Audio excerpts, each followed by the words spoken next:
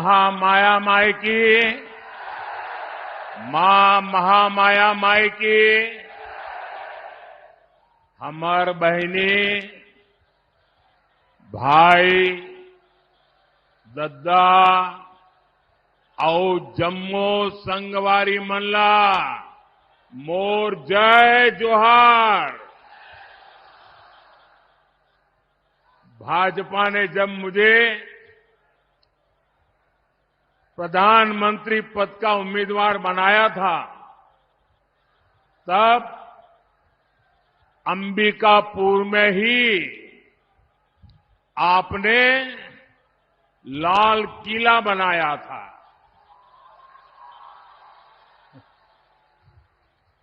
और जो कांग्रेस का इकोसिस्टम है, आए दिन मोदी पर हमला करने के लिए जगह ढूंढते रहते हैं। उस पूरी टोली ने उस समय मुझ पर बहुत हमला बोल दिया था कि ये लाल किला कैसे बनाया जा सकता है, अभी तो प्रधानमंत्री का चुनाव बाकी है और ये लाल किले का दृश्य बना करके वहां से सभा कर रहे हैं, कैसा करते हैं, यानी तूफान मचा दिया था। बात का बवंडर बना दिया था। लेकिन आपकी सोच से वही मोदी लाल किले पर पहुंचा और राष्ट्र के नाम संदेश दिया। और आज अंबिकापुर ये क्षेत्र फिर वही आशीर्वाद दे रहा है। फिर एक बार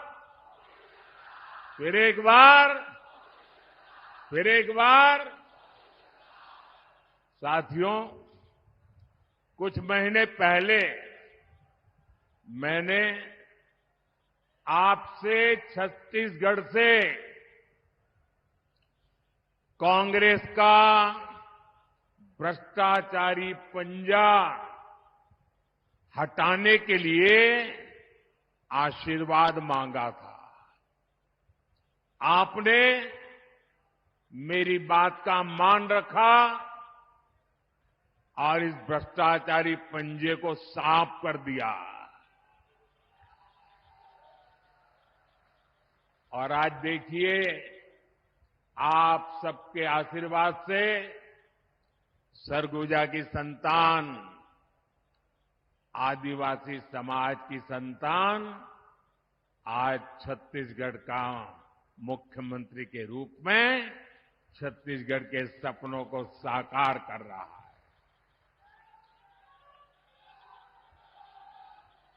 और मेरे अनन्य साथी भाई विष्णु जी विकास के लिए बहुत तेजी से काम कर रहे हैं।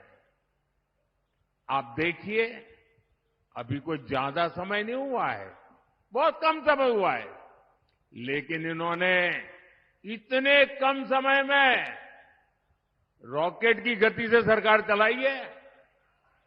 धान किसानों को दी गारंटी, पूरी कर दी। अब तेंदुपत्ता संग्राहकों को भी ज्यादा पैसा मिल रहा है। तेंदुपत्ता खरीद भी तेजी से हो रही है। यहां की माताओं बहनों को महतारी वंदन योजना से भी लाभ हुआ है। छत्तीसगढ़ में जिस तरह कांग्रेस के घोटालेबाजों पर एक्शन हो रहा है, ये पूरा देश देख रहा है। साथियों, मैं आज आपसे विकसित भारत, विकसित छत्तीसगढ़ के लिए आशीर्वाद मांगने के लिए आया हूं।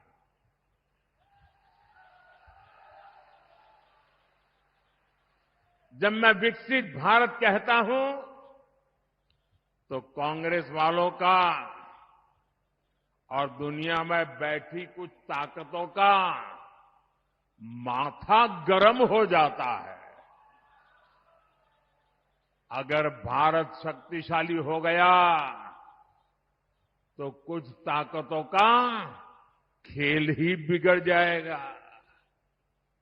आज अगर भारत आत्मनिर्भर बन गया तो कुछ ताकतों की दुकान बंद हो जाएगी। इसलिए वो भारत में कांग्रेस और इंडी गठबंधन की कमजोर सरकार चाहते हैं। ऐसी कांग्रेस सरकार जो आपस में लड़ती रहे, जो घोटाले करती रहे। साथियों, कांग्रेस का इतिहास सत्ता के लालच में देश को तबाह करने का रहा है। देश में आतंकवाद फैला, किसके कारण फैला? किसके कारण फैला? किसके कारण फैला? किसके कारण फैला? देश में नक्सलवाद बढ़ा, किसके कारण बढ़ा? किसके कारण बढ़ा? साथियों, कांग्रेस का कुशासन और लापरवाही यही कारण है कि देश बर्बाद होता गया। आज भाजपा सरकार आतंकवाद और नक्सलवाद के विरुद्ध कड़ी कार्रवाई कर रही है, लेकिन कांग्रेस क्या कर रही है? कांग्रेस हिंसा फैलाने वालों का समर्थन कर रही है। इतना ही नहीं, जो लोग निर्दोषों को मारते हैं, लोगों का जीना हराम कर देते हैं, पुलिस पे हमला करते हैं, सुरक्षा बलों पर हमला करते हैं, अगर वो मारे जाएं तो एक कांग्रेस वाले उनको शहीद कहते हैं। जब आप ऐसे लोगों को शहीद कहते हो ना, तो इस देश के शहीदों का, वीरों का अपमान करते हो। इसी कांग्रेस की सबसे बड़ी नेता आतंकवादियों के मारे जाने पर आंसू बहाती है। ऐसी ही करतूतों के कारण कांग्रेस देश का भरोसा खो चुकी है। भाइयों और बहनों, आज जब मैं सरगुजा आया हूं तो कांग्रेस की मुस्लिम लीगी सोच को देश के सामने रखना चाहता हूं।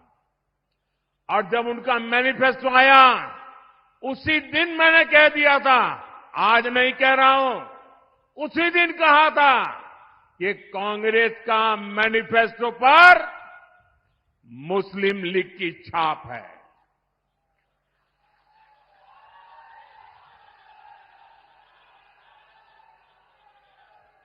साथियों, जब संविधान बन रहा था, काफी चर्चा विचारणा के बाद देश के सभी बुद्धिमान लोगों के चिंतन मनन के बाद बाबा साहब आंबेडकर के नेतृत्व में ये तय किया गया था कि भारत में धर्म के आधार पर आरक्षण नहीं होगा। आरक्षण होगा तो मेरे दलित भाई बहनों के लिए होगा, मेरे आदिवासी भाई बहनों के लिए होगा, लेकिन धर्म के नाम पर आरक्षण नहीं होगा। लेकिन वोट बैंक की भूखी कांग्रेस ने कभी इन महापुरुषों की बातों की परवाह नहीं की, संविधान की पवित्रता की परवाह नहीं की, बाबा साहब आंबेडकर के शब्दों की परवाह नहीं की। कांग्रेस ने बरसों पहले आंध्र प्रदेश में धर्म के आधार पर आरक्षण देने का प्रयास किया था। फिर कांग्रेस ने इसको पूरे देश में लागू करने की योजना बनाई। इन लोगों ने धर्म के आधार पर 15% आरक्षण की बात कही और ये भी कहा कि एससी, एसटी, ओबीसी का जो कोटा है उसी में से कम करके, उसी में से चुरा करके ये धर्म के आधार पर कुछ लोगों को आरक्षण दिया जाए। 2009 के अपने घोषणा पत्र में कांग्रेस ने यही इरादा भी जताया। 2014 के कांग्रेस के घोषणा पत्र में भी इन्होंने साफ साफ कहा था कि वो इस मामले को कभी भी छोड़ेंगे नहीं। मतलब धर्म के आधार पर आरक्षण देंगे, अगर दलितों का, आदिवासियों का आरक्षण कट करना पड़े तो करेंगे। कई साल पहले कांग्रेस ने कर्नाटका में धर्म के आधार पर आरक्षण लागू भी कर दिया था। जब वहां बीजेपी सरकार आई तो हमने संविधान के विरुद्ध, बाबा साहब आंबेडकर की भावना के विरुद्ध कांग्रेस ने जो निर्णय किया था उसको उखाड़ करके फेंक दिया और दलितों को, आदिवासियों को, पिछड़ों को उनका अधिकार वापस दिया। लेकिन कर्नाटक की कांग्रेस सरकार, उसने और एक पाप किया। मुस्लिम समुदाय में जितनी भी जातियां हैं सबको उन्होंने ओबीसी कोटा में डाल दिया और ओबीसी बना दिया। यानी जो हमारे देश के ओबीसी समाज को लाभ मिलता था उसका बड़ा हिस्सा कट गया और वो भी वहां चला गया। यानी कांग्रेस ने सामाजिक न्याय का अपमान किया, सामाजिक न्याय की हत्या की। कांग्रेस ने भारत के सेक्युलरिज्म की हत्या की। कर्नाटका अपना यही मॉडल ये कांग्रेस पूरे देश में लागू करना चाहती है। कांग्रेस संविधान बदलकर एससी, एसटी, ओबीसी का हक अपने वोट बैंक को देना चाहती है। भाई और बहनों, ये सिर्फ आपके आरक्षण को ही लूटना नहीं चाहते, उनके तो और बहुत कारनामे हैं।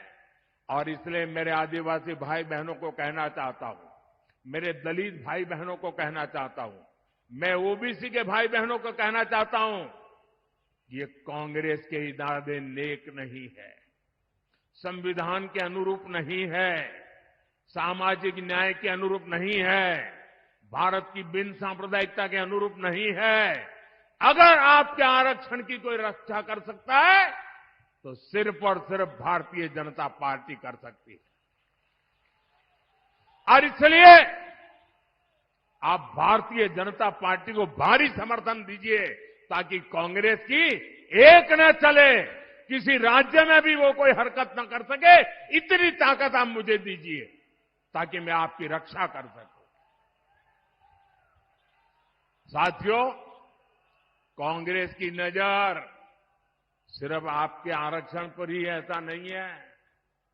कांग्रेस की नजर आपकी कमाई पर, आपके मकान, दुकान, खेत, खलिहान पर भी है। कांग्रेस के शाहजादे का कहना है कि ये देश के हर घर, हर अलमारी, हर परिवार की संपत्ति का एक्सरे करेंगे। हमारी माताओं बहनों के पास जो थोड़ा बहुत स्त्री धन होता है, गहने जेवर होते हैं, कांग्रेस उनकी भी जांच कराएगी। यहां सरगुजा में तो हमारी आदिवासी बहनें चंदवा पहनती है, हंसूली पहनती है, हमारी बहनें मंगलसूत्र पहनती हैं। कांग्रेस ये सब आपसे छीनकर वो कहते हैं हम इक्वली डिस्ट्रीब्यूट कर देंगे। अब आपको मालूम है ना वो किसको देंगे? मालूम है ना किसको देंगे? आपसे लूट करके किसको देंगे मालूम है ना? मुझे कहने की जरूरत है क्या? क्या ये पाप करने देंगे क्या आप? और कहती है कांग्रेस सत्ता में आने के बाद ही वो एक के बाद ऐसे क्रांतिकारी कदम उठाएगी। अरे ये सपने मत देखो, देश की जनता आपको ऐसा मौका नहीं देगी। साथियों, कांग्रेस पार्टी के खतरनाक इरादे एक के बाद एक खुलकर सामने आ रहे हैं। शाही परिवार के शाहजादे के सलाहकार, इस शाही परिवार के शाहजादे के पिताजी के भी सलाहकार, उन्होंने कुछ समय पहले कहा था, और ये परिवार उन्हीं की बात मानता है। उन्होंने कहा था कि हमारा देश का जो मिडिल क्लास है, मध्यम वर्गीय लोग हैं, जो मेहनत करके कमाते हैं, उन्होंने कहा उन पर ज्यादा टैक्स लगना चाहिए। ये इन्होंने पब्लिकली कहा है। अब ये लोग उससे भी एक कदम आगे चले गए हैं। अब कांग्रेस का कहना है कि वो इनहेरिटेंस टैक्स लगाएगी। माता पिता से मिलने वाली विरासत पर भी टैक्स लगाएगी। आप जो अपनी मेहनत से संपत्ति जुटाते हैं, वो आपके बच्चों को नहीं मिलेगी, बल्कि कांग्रेस सरकार का पंजा उसे भी आपसे छीन लेगा। यानी कांग्रेस का मंत्र है कांग्रेस की लूट। कांग्रेस का मंत्र है कांग्रेस की लूट, जिंदगी के साथ भी और जिंदगी के बाद भी। जब तक आप जीवित रहेंगे, कांग्रेस आपको ज्यादा टैक्स से मारेगी, और जब आप जीवित नहीं रहेंगे तो आप पर इनहेरिटेंस टैक्स का बोझ लाद देगी।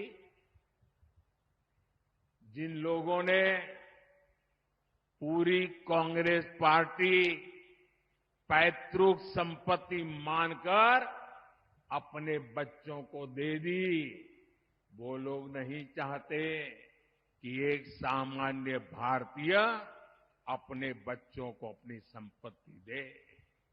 भाइयों बहनों, हमारा देश संस्कारों से, संस्कृति से उपभोक्तावादी देश नहीं है। हम संचय करने में विश्वास करते हैं, संवर्धन करने में विश्वास करते हैं, संरक्षित करने में विश्वास करते हैं। आज अगर हमारी प्रकृति बची है, पर्यावरण बचा है, तो हमारे इन संस्कारों के कारण बचा है। हमारे यहां घर में बूढ़े मां बाप होंगे, दादा दादी होंगे, उनके पास एक छोटा सा भी गहना होगा ना, अच्छी एक आध चीज होगी तो संभाल करके रखेगी, खुद भी पहनेगी नहीं। क्यों? वो सोचती है मेरी पोती की जब शादी होगी तो मैं उसको दूंगी, मेरी नाती की जब शादी होगी तो मैं इसको दूंगी। यानी तीन पीढ़ी का सोच करके वो खुद अपना हक भी नहीं भोगती, वो बचा के रखती हैं ताकि अपने नाते नाती को भी दे सके। ये मेरे देश का स्वभाव है। मेरे देश के लोग कर्ज कर करके जिंदगी जीने के शौकीन लोग नहीं है। मेहनत करके जरूरत के हिसाब से खर्च करते हैं और बचाने के स्वभाव के हैं। ये भारत के मूलभूत चिंतन पर, भारत के मूलभूत संस्कार पर ये कांग्रेस पार्टी कड़ा प्रहार करने जा रही है। और उन्होंने कल ये बयान क्यों दिया है, इसका कारण है, एक तो ये सोच उनकी बहुत पुरानी है। आप पुरानी चीजें खोजोगे ना, और ये जो लोग फैक्ट चेक वाले जो है ना, मोदी की बाल की खाल उधेड़ने में लगे रहते हैं, जरा कांग्रेस की हर चीज देखिए, आपको हर चीज में ये बू आएगी। मोदी के बाल की खाल उधेड़ने में टाइम खराब मत करो। लेकिन मैं कहना चाहता हूं, ये कल तूफान इनके यहां क्यों मच गया, जब मैंने कहा कि अर्बन नक्सल, शहरी माओवादियों ने कांग्रेस पर कब्जा कर लिया है। तो उनको लगा कि कुछ अमेरिका को खुश करने के लिए भी कहना चाहिए। ये मोदी ने इतना बड़ा आरोप लगाया, तो बैलेंस करने के लिए वो उधर की तरफ मुड़ने का नाटक कर रहे हैं। लेकिन वो आपकी संपत्ति को लूटना चाहते हैं। आपके संतानों का हक आज ही लूट लेना चाहते हैं। क्या आपको ये मंजूर है? ये आपको मंजूर है? जरा पूरी ताकत से बताइए, उनके कान पे सुनाई दे। ये मंजूर है? देश से चलने देगा? आपको लूटने देगा? आपके बच्चों की संपत्ति लूटने देगा? साथियों, जितने साल देश में कांग्रेस की सरकार रही, आपका हक का पैसा लूटा जाता रहा। लेकिन भाजपा सरकार आने के बाद अब आपके हक का पैसा आप लोगों पर खर्च हो रहा। इस पैसे से छत्तीसगढ़ के करीब 13 लाख परिवारों को पक्के घर मिले। इसी पैसे से यहां लाखों परिवारों को मुफ्त राशन मिल रहा है। इसी पैसे से 5 लाख रुपए तक का मुफ्त इलाज मिल रहा है। मोदी ने ये भी गारंटी दी है कि 4 जून के बाद छत्तीसगढ़ के हर परिवार में जो बुजुर्ग माता पिता है, जिनकी आयु 70 साल हो गई है, अब उनको मैं कहना चाहता हूं, आज अगर आप बीमार होते हैं तो आपके बेटे को खर्च करना पड़ता है, आपकी बेटी को खर्च करना पड़ता है। अगर 70 साल की उम्र हो गई है और आप बेटे पर बोझ नहीं बनना चाहते, तो ये मोदी आपका बेटा है। आपका इलाज मोदी करेगा। आपके इलाज का खर्च मोदी करेगा।